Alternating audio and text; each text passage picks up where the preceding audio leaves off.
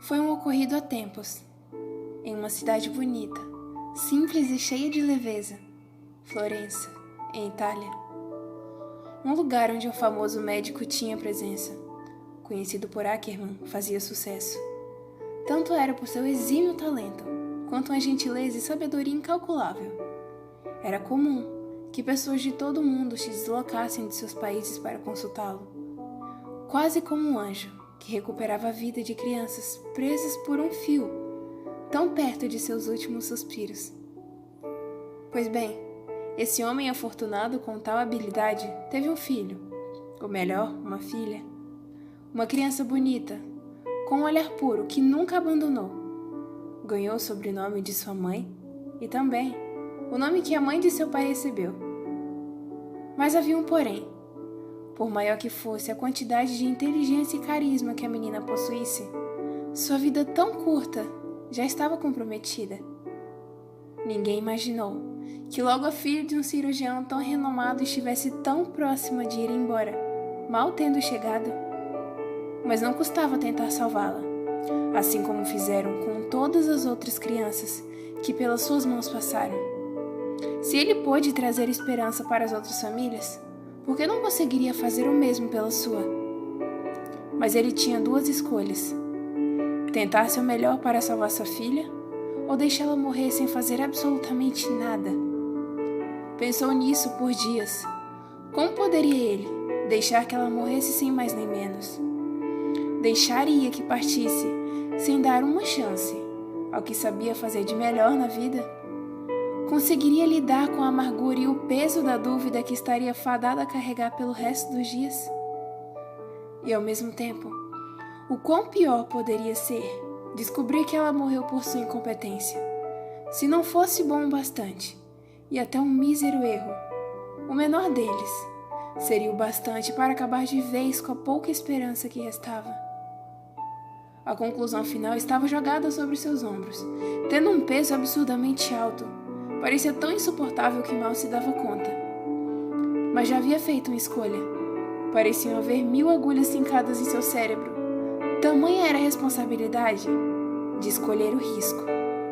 Porém, iria seguir em frente. Na sala em que não só ele, mas outros colegas de trabalho se encontravam, havia um clima pesado e apreensivo, de tal modo que não conseguiram evitar, uma vez que até mesmo o melhor dali estava em receio. Soube através de exames que seria muito mais difícil que das outras vezes, mais complicado e com uma sensação de perda, anseio e angústia muito maior.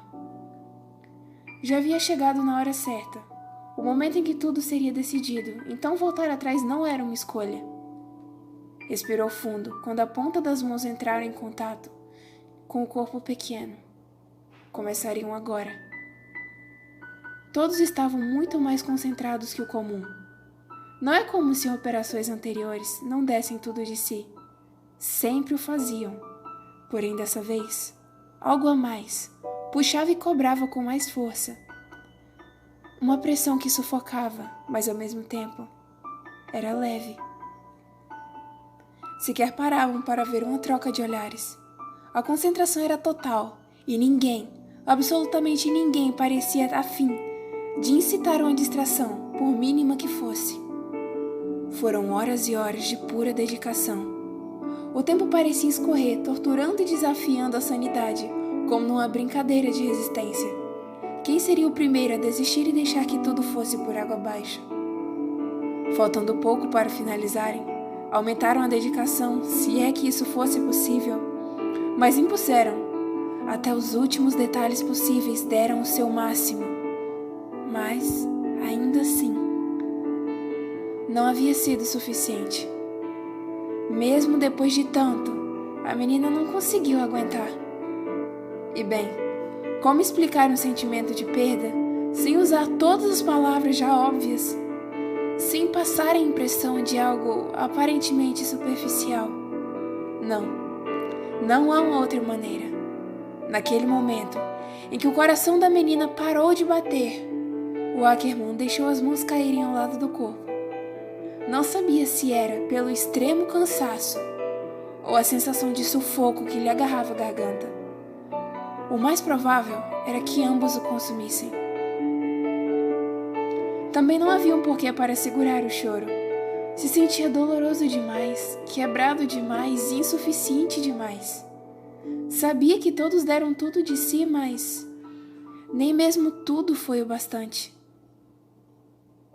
De certo modo, tiveram um momento de silêncio necessário, o sinal de respeito após o grande esforço que tiveram, para logo em seguida seguir com o processo de uma operação que falhou.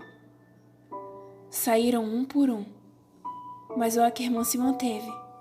Ele parecia apegado demais à ideia de sua derrota ou do seu fracasso. Era como se ele não tivesse sido capaz de se conformar com seu erro, mesmo sabendo que não havia.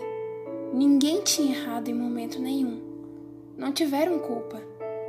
Mas ainda assim, ele era humano. Como poderia evitar de se sentir assim, logo por quem seria capaz de dar a sua própria vida?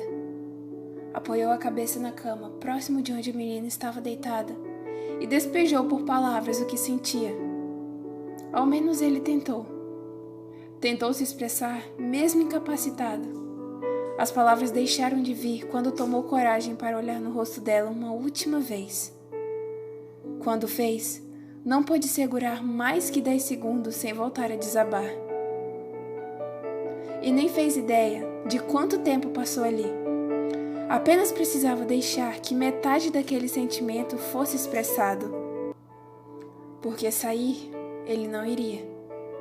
Porém, entre um breve momento em que os soluços foram pausados, ele ouviu limpo e claramente uma voz calma, ainda que falha, dizer: "Por que você está chorando?" O estado de transe pareceu infinito de tão longo que foi. Não era para menos, sim? Demorou também para levantar os olhos e encontrar os da garotinha, que pareciam muito mais brilhantes do que antes. Ele notou ali o aspecto de alguém que houvera acabado de voltar à vida, mesmo que seu coração houvesse parado durante horas. No fim, ele sorriu, meio desacreditado e plenamente feliz. Acreditar em seu potencial é a primeira regra para conseguir ser bem-sucedido. No fim, seu esforço também é a parte principal. Não duvide de si, por mais inacreditável e inevitável que seja a situação. Tá tudo bem ter medo. E tomar uma decisão difícil pode e precisa atribuir ajuda. Pense com calma e tudo fica bem.